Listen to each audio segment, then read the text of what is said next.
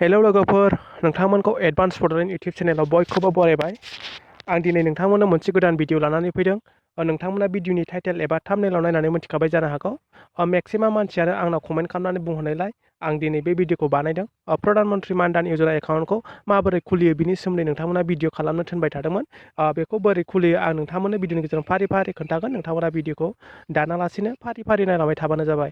जायफोरनाव जान एकाउन्ट दं बिथांमोना मास मोनथाम 500 फ्रि मोनबाय थागोन आरो बिथांमोना खननै मोनखांखाबाय। बिथांमोना जुन मासनिखौ मोनबावगोन। दानिया जाय बिथांमोना एप्लाइ खालामाखै, बे एकाउन्ट गैया, बिथांमोना बे एकाउन्टखौ बानायनानै लानो हागोन। बिथांमोना बोरै एप्लाइ खालामनांगौ आरो मा डकुमेन्ट्स नांगौ आं भिडिअनि गेजेरजों फारि फारि खोन्थागोन। बेजों लोगोसे जाय बिथांमोनाव जान धन एकाउन्ट दं बिथांमोननि एकाउन्टआव कंग्रेस गभार्नमेन्टआ BJP गभार्नमेन्टआव साफ्रोमनिबो जान धन एकाउन्ट गोनांनाव 7,500 फैसा सोना हरनांगौ होननानै कंग्रेस गभार्नमेन्टआ BJP गभार्नमेन्टआव डिमान्ड खालामदोंमोन।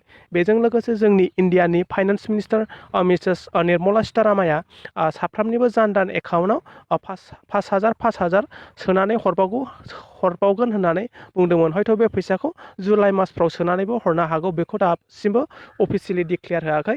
जेब्ला सोना हरगोन होननानै बुङो आं बिनि सायाव भिडिअ खालामखागोन। नोंथांमोना जिखिनि जाया मानो नोंथांमोना बे एकाउन्टखौ जुदि गैयाबा दाबो सोरबाफोर खुलिनानै लायाखैबा खुलिनानै लानो हागोन, जाहाथे बे फैसा सोना हरनायखौ नोंथांमोना मोननो हायो। दानिया बोरै एप्लाइ खालामनांगौ आं बिनि सोमोन्दै नोंथांमोननो अफिसियेल वेबसाइट आरो फर्मफोरखौ बाहाय डाउनलड खालामनानै मायाव खुलिनांगौ आं बिनि सोमोन्दै नोंथांमोननो फारि फारि खोन्थानि। बियो प्रधान मन्त्रि मान धन यजनानि अफिसियेल वेबसाइट। नोंथांमोना बे अफिसियेल वेबसाइटआव हाबनानै बिनि फर्मखौ डाउनलड खालामनांगोन आरो मा डकुमेन्ट्स नांगौ नोंथांमोना बेयाव नायनो हागोन। गिबियाव नोंथांमोना बे पेजआव फैनायनि उनाव बेयाव एबाउट नुदों, नोंथांमोना गोजौआव बेयाव एबाउट नुदों, बे एबाउटआव क्लिक खालामनांगोन। बे एबाउटआव क्लिक खालामदो। क्लिक खालामनायनि उनाव नोंथांमोना बे स्किम डिटेल्सआव होनानै मा डकुमेन्ट्स नांगौ बेखौ नायनो हागोन। बेयाव नोंथांमोना नुदों नै जायखिजाया बे मोनसे डकुमेन्ट्स थाबानो नोंथांमोना बेखौ एप्लाइ खालामनो हागोन।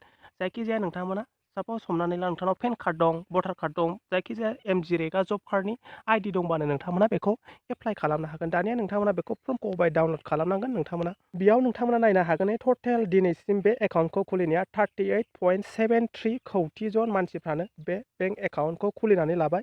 नोंथांमोना बेखौ खुलिनो थाखाय गाहायाव बोख्लायथारनांगोन। बोख्लायनायनि उनाव नोंथांमोना बेयाव नुगोन फर्म, बेयाव नोंथांमोना फर्मखौ डाउनलड खालामनांगोन। नोंथाङा हिन्दीनिखौ डाउनलड खालामो ना इंग्लिसनिखौ डाउनलड खालामो, नोंथांमोना मोनसे डाउनलड खालामदो। साप'ज नोंथाङा इंग्लिसनि फर्मखौ डाउनलड खालामोबा बे इंग्लिसनि फर्मखौ क्लिक खालामदो, बिनि उनाव डाउनलड खालामदो। डाउनलड खालामखांनायनि उनाव बेबायदि PDF नुनो मोनगोन। नोंथांमोना बेखौ प्रिन्ट खालामनानै अबेबा कम्पिउटार दखानफोराव प्रिन्ट खालामनानै नोंथाङा बे फर्मखौ फिलआप खालामनांगोन। बेयाव नोंथांनि फटक नांगोन।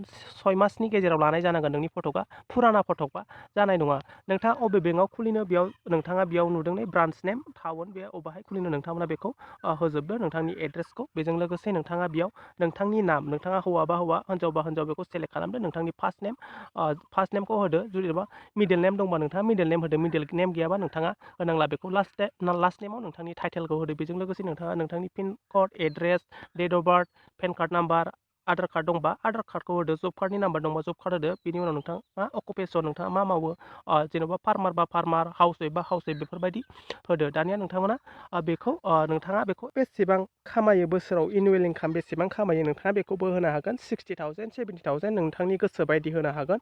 बिनि उनाव नोंथाङा बेयाव नोंथाङा बेखौ बेंक एकाउन्ट खुलिनाय लोगो लोगो नोंथांनाव पस्ट अफिसजों मोनसे रुपे डेबिट कार्ड ATM फैखागोन। नोंथाङा बेजों फैसाफोर बायदि बख'नो हागोन। दानिया नोंथांमोना बेयाव नोंथांनि सिगनेचार होनांगोन। आखाइनि सिगनेचार आखाइजोंबो होजागोन, माने थ्राम होजागोन, नङाबा नोंथाङा सिगनेचार होनांगोन।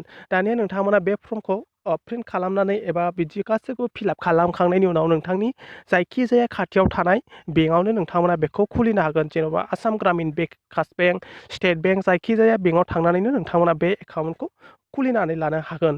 जुदि नोंथांमोना माबाफोर बुजियाखैबा भिडिअनि कमेन्ट सेक्सनाव कमेन्ट खालामनानै सोंहरनो हागोन। दिनैनि भिडिअ